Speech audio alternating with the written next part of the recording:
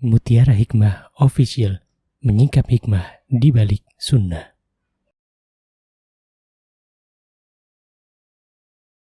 Salurkan donasi terbaik Anda untuk mendukung dakwah Mutiara Hikmah Official.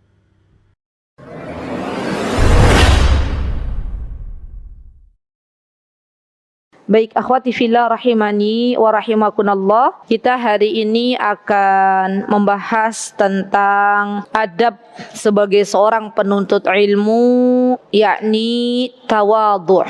Subhanallah.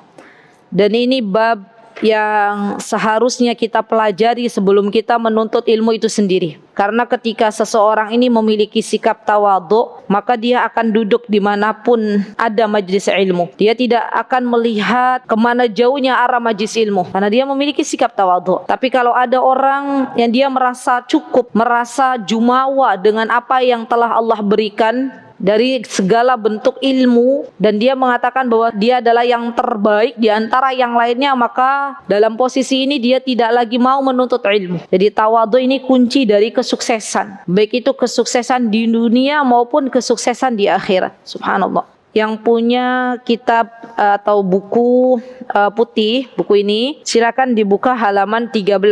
Syekh mengatakan, hendaklah kita menghiasi diri kita dengan pribadi-pribadi yang mulia atau akhlak-akhlak yang mulia. Apa yang dinasihatkan oleh Syekh Bakar Abu Zaid dalam kitab Hilya Talibil Ilm, sesungguhnya seorang penuntut ilmu itu harus memiliki sikap yang pertama, beliau ingin menjelaskan tentang iffah.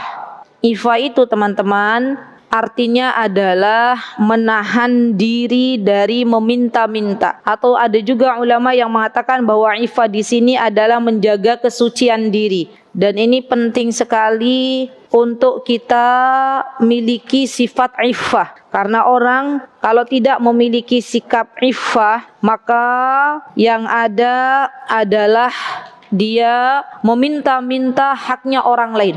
Bahkan Syekh Utsaimin sendiri dalam syarah Hilya Talibil Ilm mengatakan arti iffah sendiri adalah mengekang diri kita untuk tidak memiliki sikap rakus terhadap harta yang Allah titipkan kepada orang lain. Jadi sama hampir seperti zuhud, ya. Jadi kalau Syekh Utsaimin mengartikan iffah ini mirip-mirip dengan zuhud. Zuhud itu kan kita tidak menginginkan, ya, apa yang telah Allah berikan kepada orang lain ada di tangan kita, ya. Jadi kita benar-benar iffah itu memiliki kemuliaan. Yang kita kejar adalah kemuliaan di sisi Allah Subhanahu wa taala, bukan merendahkan diri kita di hadapan orang lain dengan meminta-minta wal iyadu billah. Dan para ulama mereka juga sangat-sangat memegang sikap iffah ini. Jadi menahan-nahan dari meminta-minta, menahan diri dari merendahkan diri di hadapan orang lain hanya sekedar agar orang lain memberikan harta kepadanya. Dan ini yang perlu kita jaga, ya akhwat, ya. Bahkan subhanallah, para ulama ketika membutuhkan sesuatu dalam proses belajar, mereka biasanya memintanya kepada Allah Subhanahu wa taala. Hamba Allah itu, ya akhwat, kalau sering mintanya kepada Allah, demi Allah yang akan mengatur segala urusannya. Teman-teman pernah nggak suatu hari ada sesuatu yang teman-teman inginkan, belum terucap, teman-teman hanya ya Rabb, dalam hati saja, ya Allah, saya tuh pengen itu, gitu loh. Kemudian besoknya Allah gerakkan barang itu datang ke kita dengan caranya Allah. Pernah seperti itu? Pernah. Kalau teman-teman pernah, artinya jadikan itu sebagai barometer bahwa Allah itu adalah zat yang suka kalau kita minta kepadanya. Ya. Bahkan sebelum kita berucap pun, Allah tahu apa yang ada di dalam hati kita. Dan Allah yang mengatur segala makhluk yang ada di dunia untuk Allah gerakkan hatinya dan memberikan barang tersebut kepada kita tanpa kita harus meminta kepada orang lain. Coba. Jadi sikap seperti ini nih, subhanallah, harus kita latih, ya. Karena biasanya nyun sewu orang kalau sudah terbiasa meminta-minta itu malah jadi keenakan. Padahal yang namanya manusia, ya akhwat, sering ada orang yang meminta lama-kelamaan dia jenuh, ya enggak? Sampai ada suatu hari saya punya kawan, ya, insyaallah di Yogyakarta, beliau itu bercerita kepada saya, Masya Allah Tabarakar Rahman, beliau senang berderma, terkenal sebagai orang yang suka membagi-bagikan hartanya. Kemudian orang-orang di sekitarnya datang kepada beliau, hampir kata beliau setiap hari. Sampai suatu hari harta beliau itu yang ada di tabungan beliau tuh habis gitu loh. Dan akhirnya Allah uji beliau merasakan adanya futur gitu ya. Ya Allah, sampai beliau tuh bilang begini, ya Allah, kenapa sih orang tuh seringkali minta-minta gitu loh. Kenapa dia bisa usaha tapi kok minta-minta ke saya? Gimana cara saya, kata beliau, untuk tetap istiqomah ya. Jadi akhirnya ya akhwat, yang namanya manusia, seberapapun mulianya manusia, kalau sering kita minta kepada manusia itu sendiri, dia akan merasa bosan. Lama-kelamaan dia sudahlah, saya nggak mau lagi ngasih ke fulan gitu ya. Subhanallah, tapi tidak bagi Allah. Allah itu justru kalau kita sering minta kepada Allah, Allah suka. Dan kadang ya akhwat, kadang kalau ada manusia tidak pernah meminta kepada Allah, Allah berikan dia ujian. Coba, Allah berikan sakit, Allah berikan masalah dalam rumah tangganya, Allah berikan masalah kepada anaknya. Tujuan utamanya apa yang Allah inginkan? Agar diri kita tergerak hatinya untuk meminta kepada Allah. Subhanallah, Allahu Akbar. Jadi kadang ya subhanallah, rencana dalam kehidupan kita ya akhwat, kita sudah menulis poin A, poin B, poin C, poin D, poin E. Tapi ternyata dari poin-poin yang sudah kita tulis itu, Allah hanya mengabulkan beberapa poin saja. Ketahuilah sesungguhnya Allah sudah tahu apa yang terbaik untuk kita. Bahkan sebelum kita rencanakan, apa yang kita tidak pernah kita rencanakan justru Allah beri gitu. Masya Allah. Seperti saya pernah ceritakan teman-teman, ibu-ibu yang dia punya rencana haji, tapi beliau berpikir kalau haji terlalu lama, kata beliau. Maka beliau pun akhirnya diberikan oleh Allah Subhanahu wa taala kesempatan untuk umrah ya, dan beliau umrah. Di sana beliau minta kepada Allah untuk melaksanakan ibadah haji, tapi tidak cepat-cepat gitu. Hanya minta sama Allah, ya Allah, saya pengen diberikan kesempatan untuk berhaji. Apa kata ibu itu kepada saya? Subhanallah ustazah, dalam waktu dekat setelah saya umrah, itu Allah kasih rizki yang berlimpah sehingga saya dan suami bisa haji furoda ya. Dan itu di luar nalar kami katanya ya, di luar dugaan kami. Ya begitulah Allah. Kalau Allah Subhanahu wa taala telah memberikan sesuatu, terkadang kita tuh dibuat terkejut-kejut. Subhanallah. Itu kemahabaikannya Allah. Masyaallah. Jadi sekarang yuk mulai kita memiliki sifat iffah, mintalah hanya kepada Allah. Kalaulah kita minta kepada Allah, maka Allah yang akan menggerakkan hati orang-orang untuk sedikit menengok kita gitu loh, tanpa kita meminta. Subhanallah. Dan bagi teman-teman yang mungkin punya usaha ya, teman-teman hanya berikhtiar dalam hal ini. Selanjutnya adalah meminta kepada Allah agar orang lain digerakkan hatinya untuk membeli ya barang yang teman-teman jual gitu ya. Tapi tidak pula kita merendah-rendah kepada orang lain ya, sehingga itu membuat akhirnya wibawa diri kita menjadi rendah karena kita suka minta. Baik. Kemudian yang selanjutnya kata Syekh, sebelum Syekh membahas tentang tawadhu, maka ifa di sini kalau Syekh Bakar Abu Zaid menulisnya menjaga kesucian diri. Nah, ini juga penting.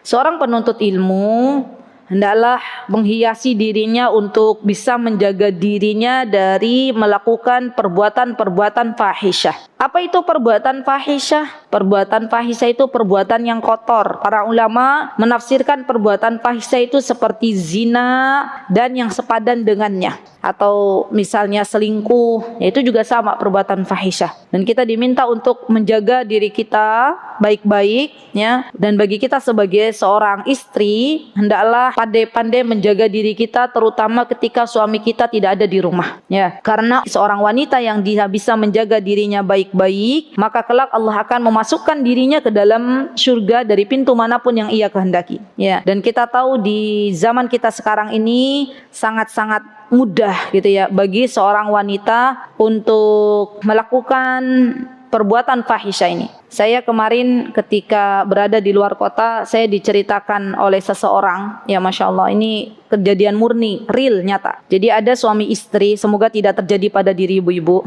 Suaminya itu kerja di luar, ya di luar pulau. Pulangnya setengah bulan sekali. Atau kadang kalau pekerjaannya lama sampai 1 bulan. Apa kalau bahasanya jauh-jauhan dari suami itu? LDM. Apa tuh? Apa bedanya LDR sama LDM? Long distance married. Kalau LDR, berarti LDM ya. LDM. Jadi suami istri ini LDM, ya LDM. Ibu-ibu sekarang ada kosakata baru, bukan LDR, LDM ya. Alhamdulillah dapat kosakata baru. Nah, ini subhanallah, akhwat ini tipe romantis. Sehingga dia tuh pengennya didengarkan, pengennya dibawakan bunga, dia punya sifat romantis. Sedangkan suaminya tuh hanya memberikan harta tapi tidak memberikan perhatian. Mungkin karena memang kerja di luar pulau dan beliau tuh kalau dihubungi tuh susah sinyal. Mungkin di tengah laut, apa di tengah hutan yang antah berantah gitu ya. Nah, suatu hari subhanallah si akhwat ini, ya saya katakan akhwat berarti ibu-ibu tahu lah ya, bukan wanita-wanita yang belum tahu agama, dia tahu agama. Subhanallah, ini ujian bagi beliau. Bercerita awalnya lewat chat ya ke Ustadz. Allahu Akbar, ini terjadi kejadiannya baru. Chat ke Ustadz tentang perihal kehidupan dirinya.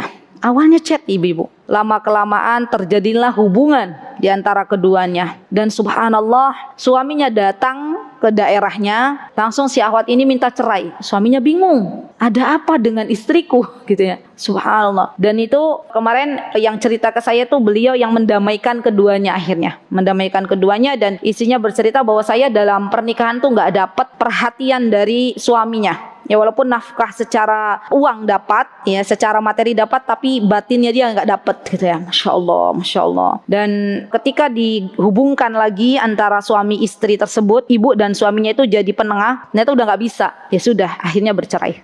Allahu Akbar, Allahu Akbar. Saya berpesan kepada ibu-ibu semuanya, yang namanya ustadz itu tetap manusia.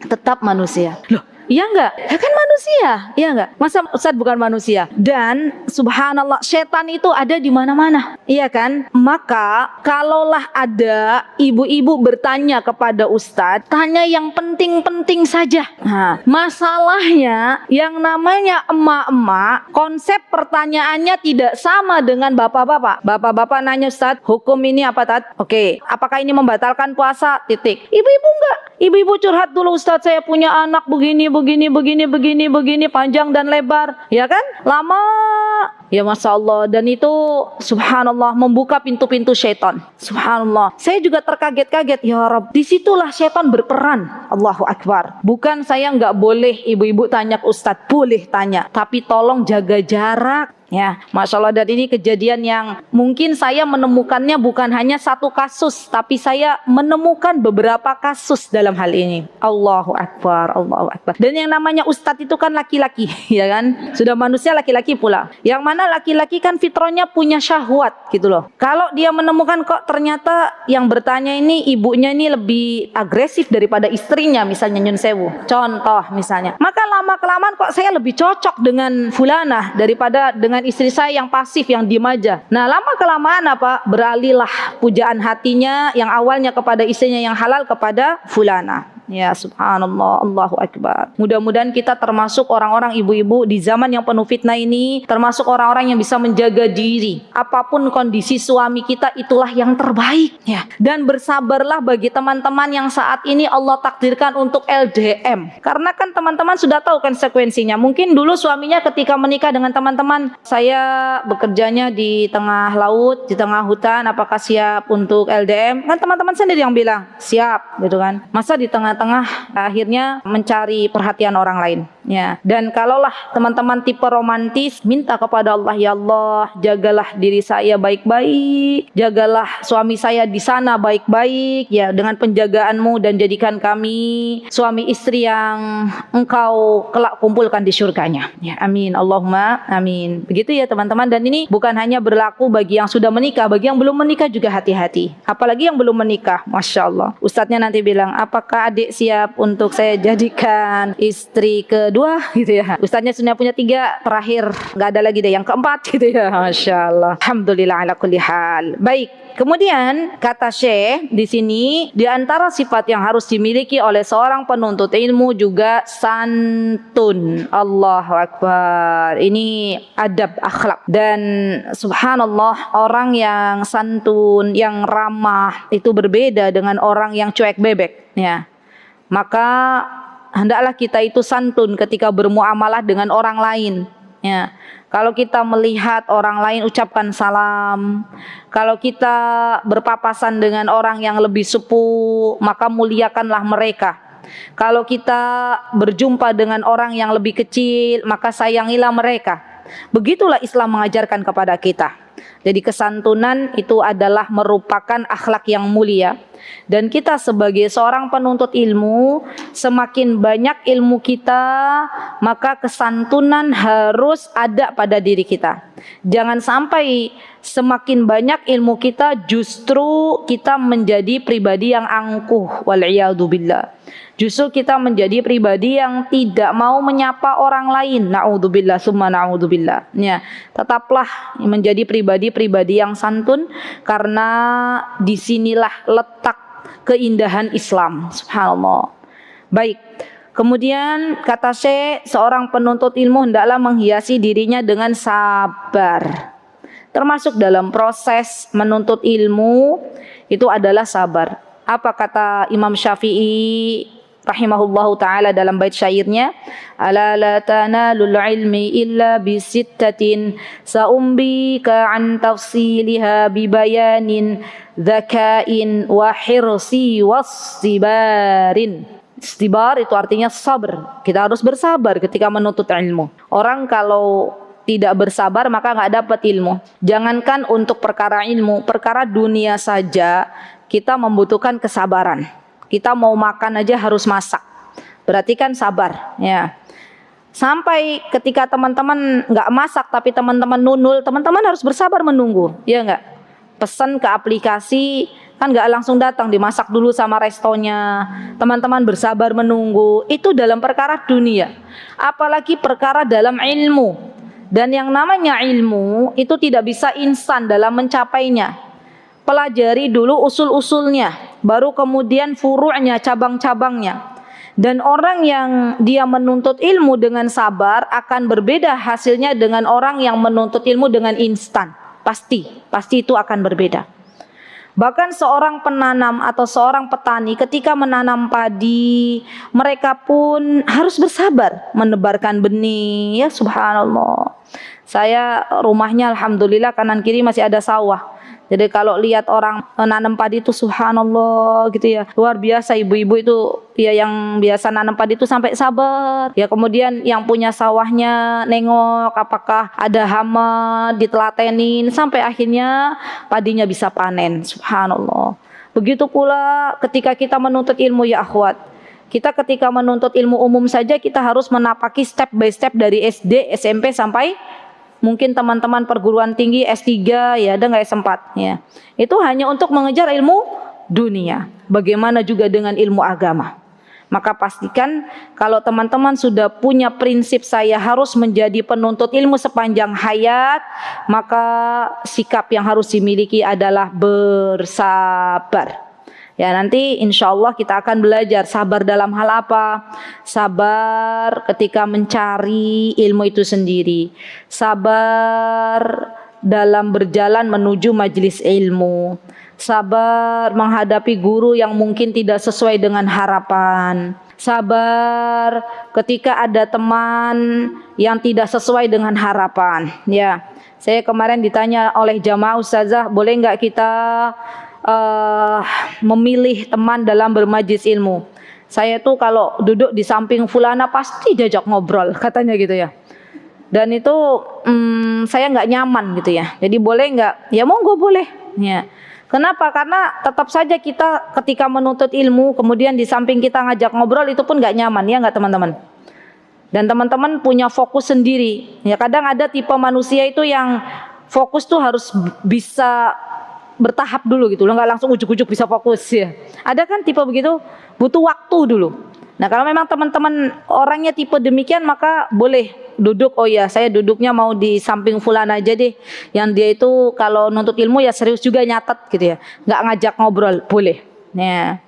Baik, kemudian sabar dalam mengamalkan ilmu itu sendiri. Karena yang namanya mengamalkan ilmu itu butuh kesabaran ya akhwat. Ya, sabar dalam memurojaah ilmu itu sendiri. Karena ilmu juga butuh untuk dievaluasi. Dan sabar dalam mengajarkan ilmu itu sendiri. Karena ilmu juga butuh untuk diajarkan. Terkadang teman-teman yang saat ini diberikan kesempatan untuk mengajar, itu kita pernah nggak menghadapi audien yang tidak sesuai dengan harapan kita? Pernah? Pernah. Harapan kita audiennya itu manut-manut, nurut-nurut, nyatet. Ternyata Allah uji kita, audiennya suka ngobrol misalnya. Maka kita harus bersabar. Apalagi ada salah satu muridnya misalnya yang kurang adab, ya. Maka apa yang mesti kita lakukan? Bersabar. Doakan murid tersebut, semoga Allah berikan hidayah. Terus, subhanallah, jangan kira menjadi guru itu mudah, ya. Itu butuh kesabaran, ya. Kalau kata Bu Swatun, jangankan menjadi guru, menjadi pengurus kajian aja harus bersabar, gitu ya Bu Swatun. Ya, masya Allah. Ya, jadi banyaknya pertanyaan dari jamaah, padahal kajian hasanah itu gratis. Ada nggak kajian hasanah berbayar? Nggak ada. Tapi ya tetap yang namanya audien, yang namanya jamaah pengen menuntut haknya, ya. Padahal kalau dipikir-pikir, mana kewajiban kalian? Sudah menuntut hak, kewajibannya menuntut ilmu, datang cepat, nyatet, ya setelah itu sudah, ya subhanallah. Ya begitulah kita di dalam kehidupan dunia, banyak hal-hal yang memang harus kita sabar di dalamnya, ya subhanallah. Dan itu bagian dari proses menuntut ilmu. Teman-teman, kalaulah para pendahulu kita tidak sabar dalam menjalani proses menuntut ilmu seperti Imam Bukhari, Imam Muslim, Imam Syafi'i, Imam Ahmad, Abu Hanifah, dan Imam Malik, maka mereka tidak memiliki karya besar. Tapi apa yang mereka lakukan? Bersabar. Allahu Akbar. Bersabar dari satu buku ke buku berikutnya, dari satu kitab ke kitab berikutnya. Bahkan bagi teman-teman yang sudah mulai proses menghafal, baik itu menghafal Quran ataupun menghafal mutun-mutun, menghafal nadham-nadham, itu juga harus bersabar. Apalagi prosesnya teman-teman menuntut ilmu itu bukan di masa muda. Sudah kayak gini nih. Kata gurunya, hafalkan surat Al-Kafirun, kebalik-balik gitu ya. Mana ayat yang keempat, mana ayat yang kedua, kok kebalik-balik? Ibu ada begitu kan? Ya, maka bersabar. Jangan lekas berputus asa. Subhanallah. Gurunya memberikan, misalnya teman-teman lagi belajar tahsin, tolong dihafalkan ya bait-bait syair dalam kitab Ibnul Jazari misalnya. Misal contoh, teman-teman lagi menghafal, baitnya terbalik-balik, ya tuh ada yang ngangguk-ngangguk. Harusnya di atas ke bawah, bawah ke atas, tengah. Masya Allah. Teman-teman yang sedang belajar bahasa Arab, gurunya mengatakan tolong ya hafalkan definisi apa itu fiil, apa itu fa'il, apa itu fi'il madhi, apa itu fi'il mudhari. Mumet duluan. Ya. Dan ini subhanallah dituntut untuk sabar ya akhwat. Ya. Jadi kalau teman-teman siap terjun untuk menuntut ilmu, artinya harus bersabar apapun kondisinya. Dan saya yakin, saya sekarang memotivasi anak-anak saya. Saya bilang, kadang anak saya kalau diburu-buru sama syekhonya yang ada di Mesir, ayo nak gitu, ayo Aisyah misalnya, begini. Dia, ya Allah Umi, nak tenang. Saya bilang, sabar. Terus, oh iya sabar, ya alhamdulillah. Ya kita hanya memberikan motivasi sabar. Nanti kamu akan tahu hasilnya.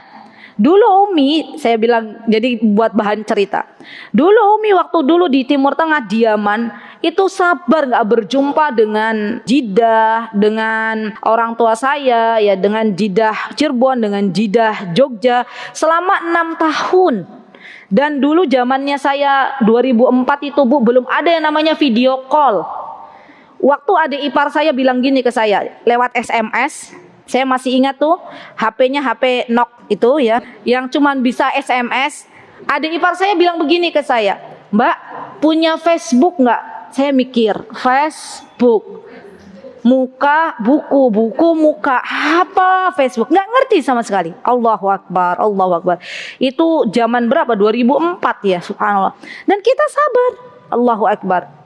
Jadi perjalanan hidup kita dalam menuntut ilmu itu nanti bisa dijadikan sebagai bahan cerita untuk anak-anak kita. Tapi kalau kita nggak sabar dalam menjalani proses menuntut ilmu, apa yang mau kita ceritakan kepada anak-anak? Anak-anak kita dengerin, oh iya ternyata dulu orang tua saya juga menjalani proses menuntut ilmu itu bersabar gitu ya, Masya Allah. Jadi sabar itu diantara akhlak yang pahalanya unlimited ibu-ibu. Pahalanya tanpa batas. Apa kata Allah Subhanahu wa taala? Segala kebaikan yang dilakukan oleh hambaku itu dilipat gandakan dari 70, 700 sampai sekian. Tapi sabar adalah pahala yang tanpa batas. Masya Allah. Baik. Kemudian yang terakhir kata Syekh adalah sikap tawadhu. Ini yang akan kita bahas lebih panjang lebar ya, Masya Allah. Baik, kalau teman-teman lihat apa sih definisi dari tawadhu itu sendiri? Tawadhu, teman-teman, adalah tawadhu ya, merendahkan hati kita, bukan merendahkan diri. Karena berbeda antara rendah diri dengan rendah hati. Kalau merendahkan diri artinya tidak percaya diri. Kalau tawadhu itu merendahkan hati. Ya, subhanallah. Coba teman-teman buka surah Luqman ayat 18. Yuk kita baca bareng-bareng. Ta'awud terlebih dahulu. A'udzu billahi minasyaitonir rajim. ولا تصعر خدك للناس ولا تمشي في الأرض مرحا إن الله لا يحب كل مختال فخور. Nasihat Luqman kepada ananda tercinta, di antaranya adalah apa kata Luqman? Wahai anakku, janganlah engkau memalingkan mukamu dari manusia. Maksudnya adalah janganlah engkau berbuat kesombongan. Dan janganlah engkau berjalan di muka bumi ini dengan penuh keangkuhan. Karena sesungguhnya Allah Subhanahu wa ta'ala tidak menyukai orang-orang yang sombong lagi membanggakan diri. Subhanallah. Lihat. Teman-teman, kalau kita statusnya sekarang sebagai orang tua, ada baiknya kita mempelajari surah Luqman. Jadi PR teman-teman dan suami untuk mempelajari kembali surah Luqman ya, karena itu luar biasa bagus sekali nasihat-nasihat Luqman kepada putra tercintanya. Sampai-sampai Luqman itu bukan nabi, tapi Allah abadikan di dalam Al-Qur'an. Luqman itu adalah orang salih. Ya, sebagaimana Imran bukan nabi tapi diabadikan di dalam Al-Qur'an. Artinya siapapun yang diabadikan namanya dengan kebaikan di dalam Al-Qur'an berarti mereka adalah hamba-hamba pilihan Allah Subhanahu wa taala. Ya. Jadi belajar lagi surah Luqman itu bagian dari ilmu parenting Islam. Ya. Jadi sebenarnya Islam sendiri punya ilmu pengasuhan yang luar biasa. Sebelum kita tengok ilmu-ilmu parenting barat, maka cukup ya kita belajar terlebih dahulu, perbanyak dulu untuk belajar tentang parenting nabawiyah. Ya, bagaimana tata cara mengasuh anak-anak kita di dalam Islam. Maka kita akan menemukan banyak keajaiban-keajaiban di dalam parenting yang ada di dalam Al-Quran maupun di dalam As-Sunnah. Subhanallah. Baik, kemudian ada juga pesan dari Rasulullah SAW berkenaan dengan tawadhu. Apa kata Rasulullah SAW? Wa ma tawadhu'a ahadun lillah. Barang siapa yang dia bertawadhu, berendah hati bukan karena manusia, tapi karena Allah, maka illa rafa'ahu Allah, maka Allah angkat dia derajatnya baik di dunia maupun di akhirat. Subhanallah. Bagaimana penjelasannya? Begini, ibu-ibu. Jadi termasuk di antara yang harus kita benahi dalam kehidupan adalah jangan pernah kita itu mengira kesuksesan yang kita dapatkan pada hari ini adalah hasil dari usaha kita saja. Ya. Contoh misalnya, teman-teman sekarang menjadi seorang ahli ilmu atau seorang yang alim, seorang yang Allah amanahkan dengan ilmu. Maka bagi orang-orang yang tawadhu, dia akan mengatakan sesungguhnya ilmu ini adalah titipan dari Allah. Dan dia akan mengatakan bahwa sesungguhnya saya dulu waktu baru keluar dari rahim ibu saya nggak punya ilmu. Ya nggak teman-teman? Siapa yang mengajarkan ilmu kepada kita? Allah, 'allamahul bayan. Siapa yang mengajarkan kita berbicara? Allah. Semakin orang itu mengatakan bahwa ketika saya lahir tidak bisa apa-apa, Allah yang mengajari, maka dia semakin memiliki sikap tawadhu.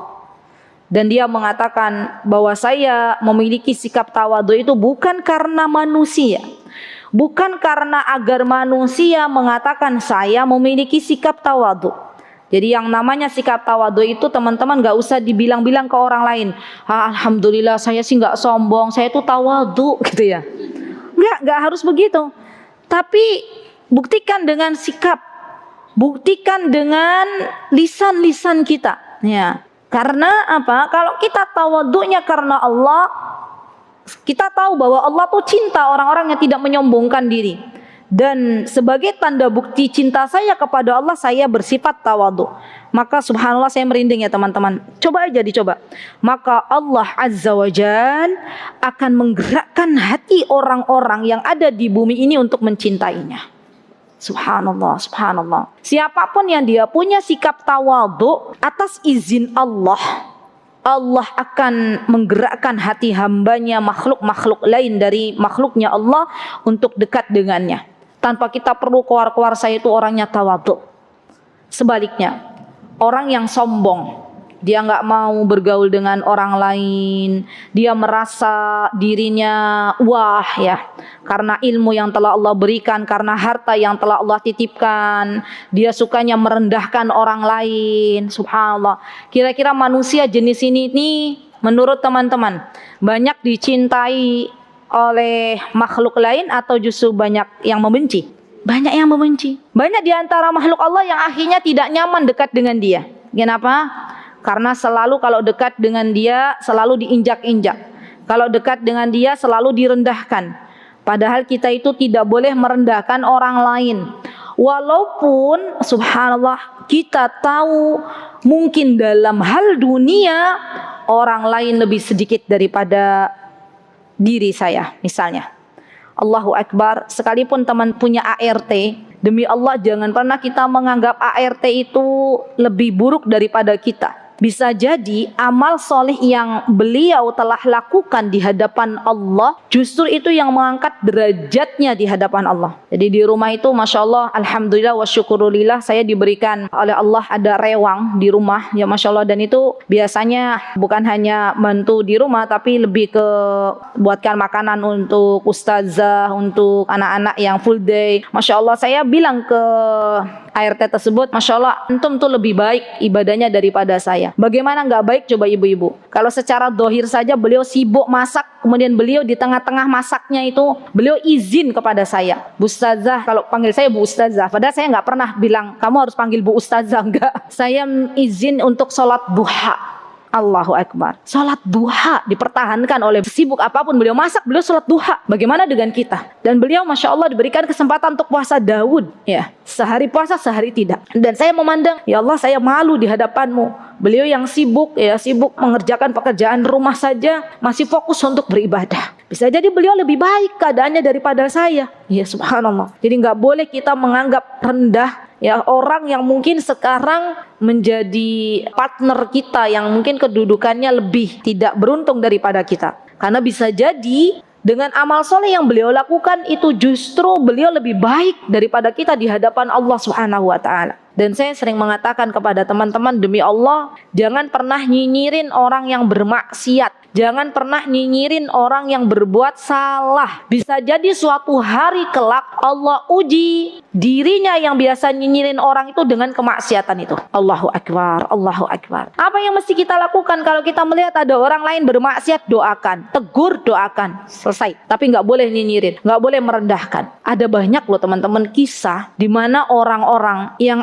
awalnya bermaksiat, kemudian Allah berikan hidayah kepadanya, langsung dia tersentuh dengan hidayah tersebut, dan langsung amal solihnya lebih melesat daripada kita, dan kita tertinggal di belakang. Padahal kita mungkin sudah kenal sunnah lebih lama, kita sudah lama duduk kajian menuntut ilmu, tapi ternyata fulana yang baru kemarin diberikan hidayah, dia lebih melesat daripada kita. Ada contoh Abu Hurairah radhiyallahu an dalam hal ini. Abu Hurairah mengenal Rasulullah SAW ketika di tahun 7 Hijriah. Tapi ternyata dengan kebaikan yang Allah berikan kepada Abu Hurairah akhirnya lebih melesat daripada sahabat-sahabat yang lain dari segi ilmu. Ya. Dan ini penting ya akhwat, sikap tawadhu harus kita tanamkan dalam diri kita dan jauhi sikap sombong. Apa sih sombong itu? Sombong itu batarul haq, menolak kebenaran. Ya. Menolak kebenaran itu adalah arti dari kesombongan itu sendiri. Dan kita tahu yang namanya sombong itu adalah sikap yang dibenci oleh Allah Subhanahu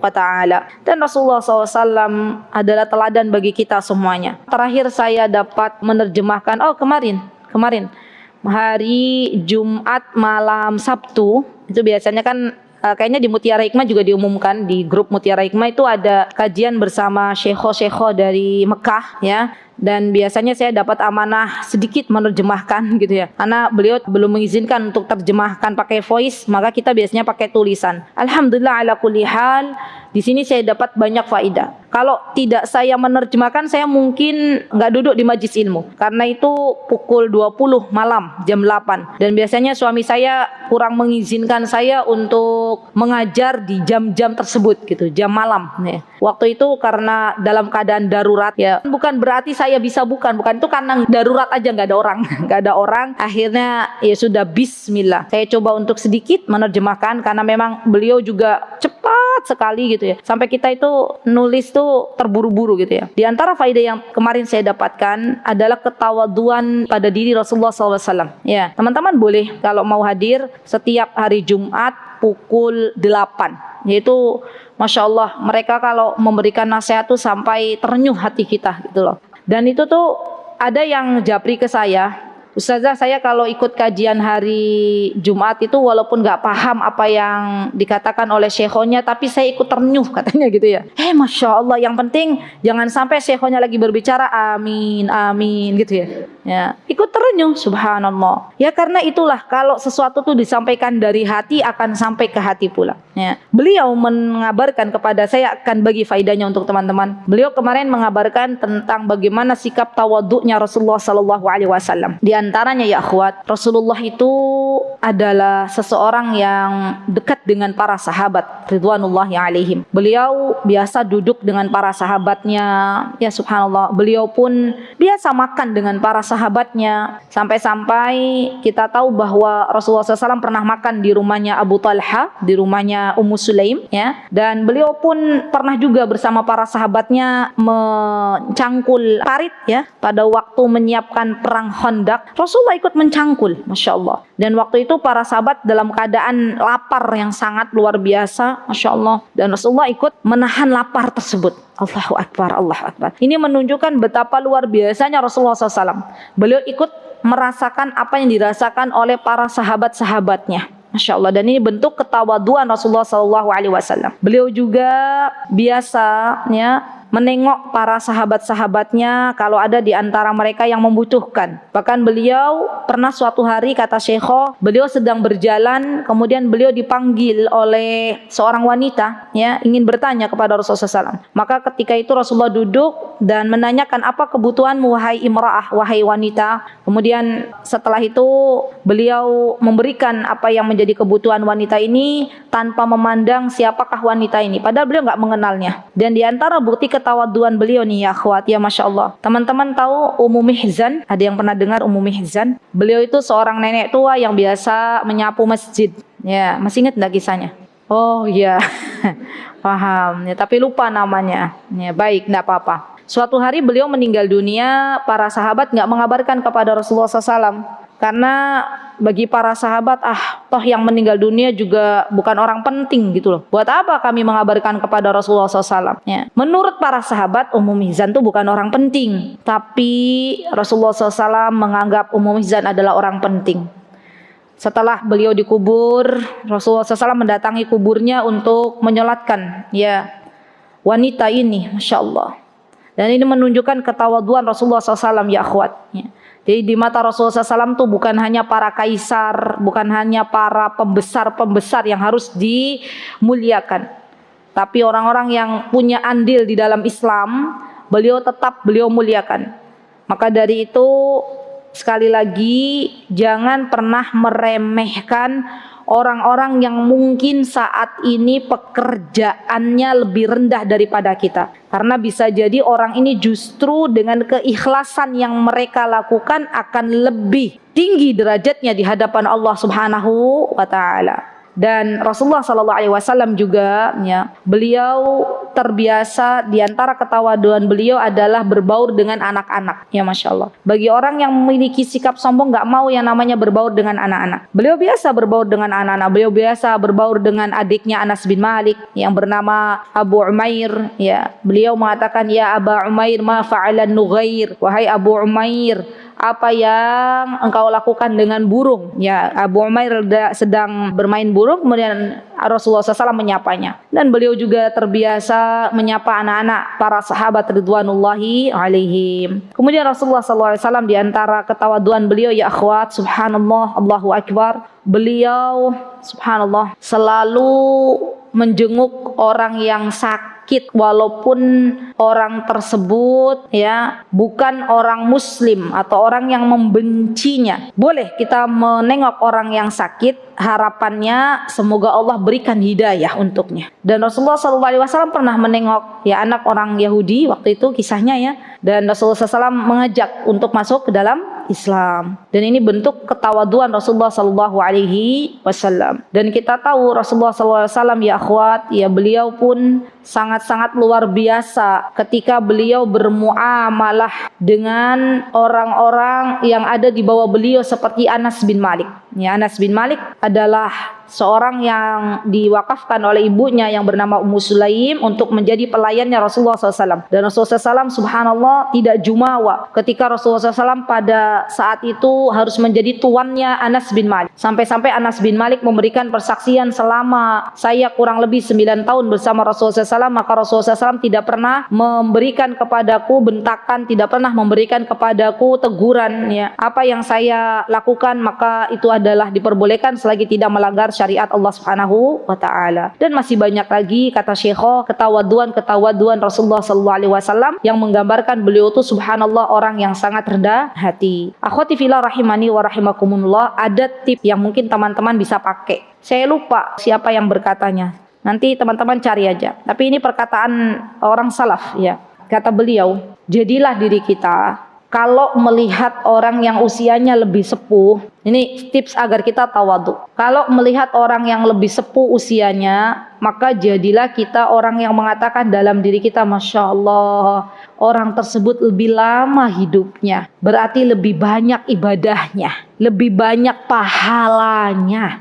Ya, Masya Allah. Dan sebaliknya, ketika melihat orang yang usianya lebih kecil, lebih muda, maka ia mengatakan, ya Allah, dia hidupnya tidak lebih lama dari saya, pasti dosanya lebih sedikit daripada saya ya. Dan ini yang membuat kita akhirnya tidak merendahkan orang lain, karena kita menganggap orang yang lebih muda dari kita dosanya lebih sedikit daripada diri kita, dan menganggap orang yang lebih sepuh pahalanya lebih banyak daripada kita. Masya Allah. Ada perkataan Umar bin Khattab radhiyallahu anhu. Ini bagus perkataan Umar. Apa kata Umar?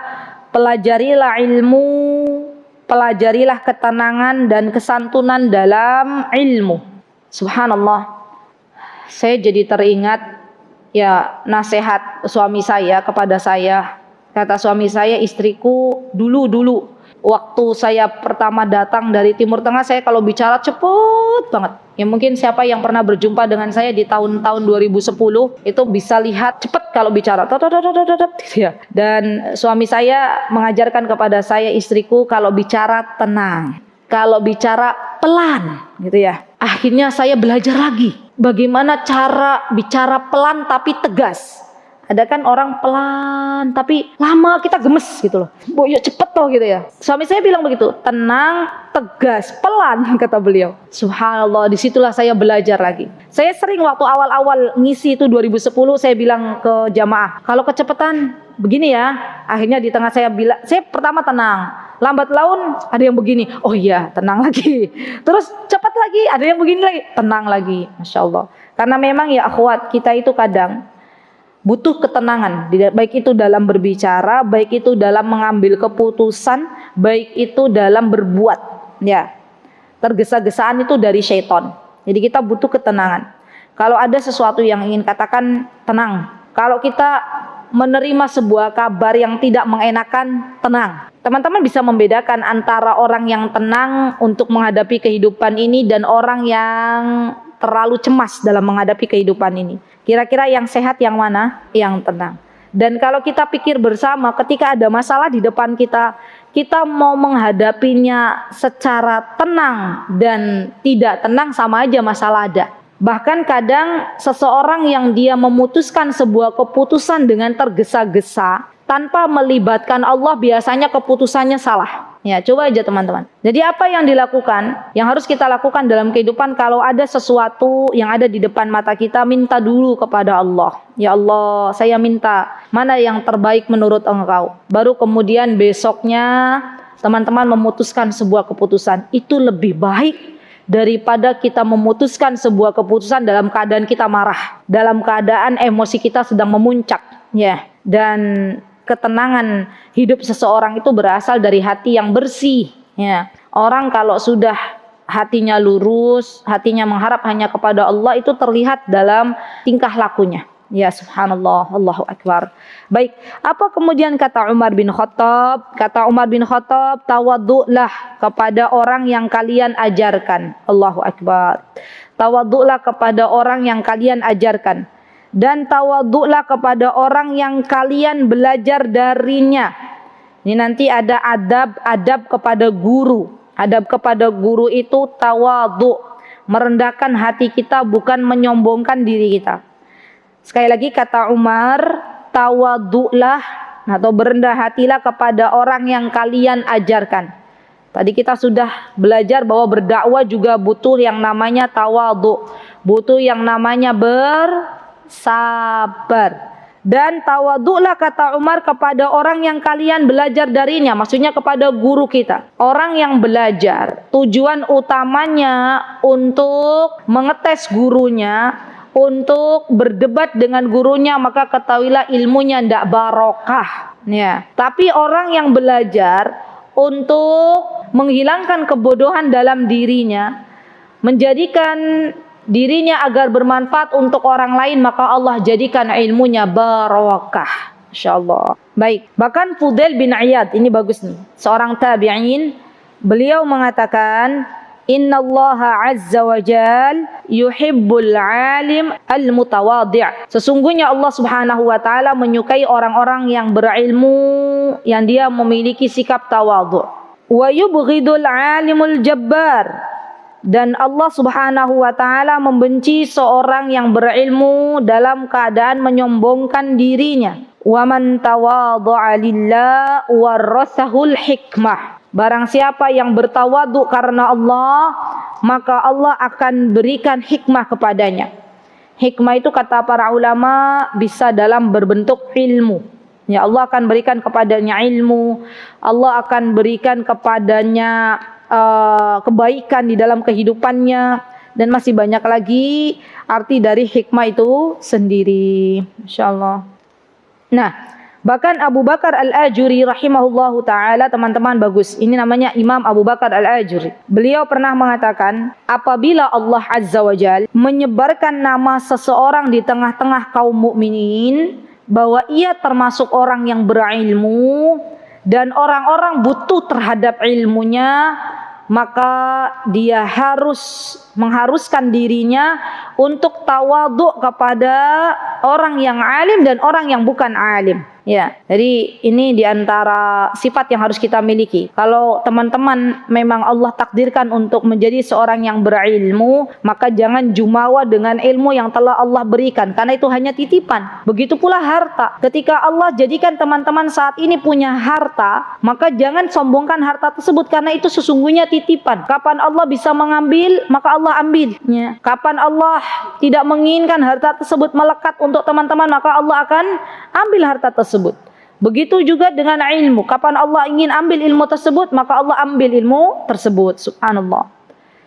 Dan kata beliau, ini bagus banget. Kata Imam Abu Bakar Al-Ajuri, sikap tawaduknya seorang alim, seorang yang berilmu, kepada orang yang selevel dengannya, maka itu akan menumbuhkan rasa cinta dalam hati mereka.